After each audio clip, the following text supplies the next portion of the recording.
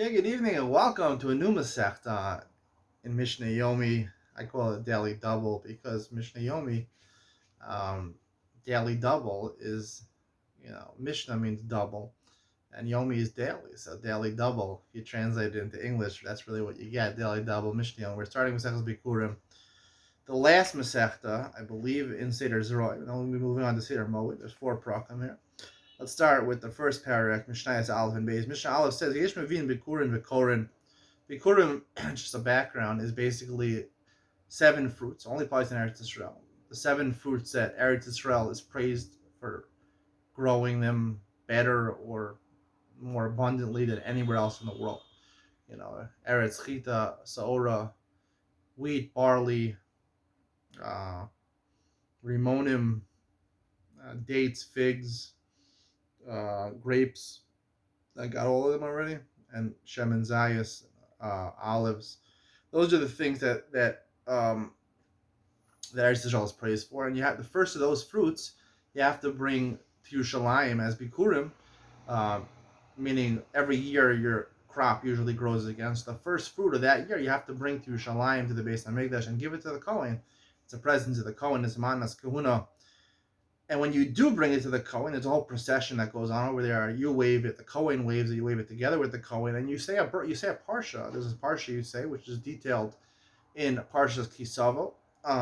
So certain times when it's a full obligation of Bikurim, there's times when you bring Bikurim and you read the entire parsha. Mevi'in lo Koren. Sometimes you bring it maybe out of Safek, or there's a reason you don't say the pasuk, you don't say the psukim, lo Koren.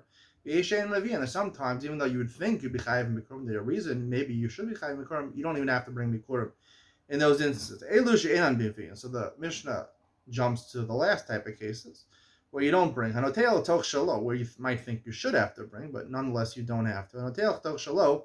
You plant, let's say, a vine in your field.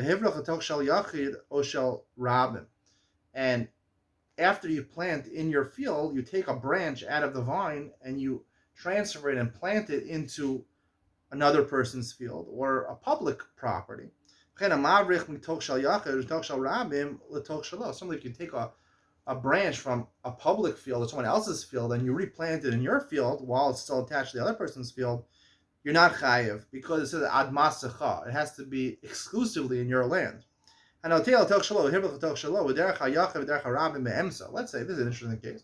You own 2 different fields. However, there's a street that passes in between. So I take a vine that's planted in one of my fields and I pass it over the street and I replant it, or hivrich is basically to replant it in my second field across the street. In this case, according to the Tanakama, you don't bring Bikurim. It's not called ad masach. I'm going to explain this more in the Ian share I give on a Mishnah Yomi called Ian Mitzion. I'll explain this more. But Yehuda Omer, because that may be, in this case, you do bring, although it admits you're not Koreh, however, you would bring in this case, because we're assuming you have permission to extend your branch over this private street or a public street. Since you have permission, so therefore the entire plant is in your land, al masacha, so therefore you should be chayim b'mikurim. The Chamim's sheet is a little harder to understand because basically everything is being planted in your field. So why is it not called ad masacha? We'll talk about this. And Beis explains the reason. Maybe what's the reason? Mishum shenema reishis b'kurei ad masacha. Actually, you call gedulim ad masacha. Ad masacha means it has to be exclusively in the ground belonging to you. If part of the plant grows in a public field or someone else's field, so therefore it doesn't belong to you. It's not your adama, so therefore you don't bring bikurim. Harisin v'hakoros v'hasakrikon v'hagazan en mevian also atam mishum shenema reishis b'kurei ad masacha. Similarly, arisin.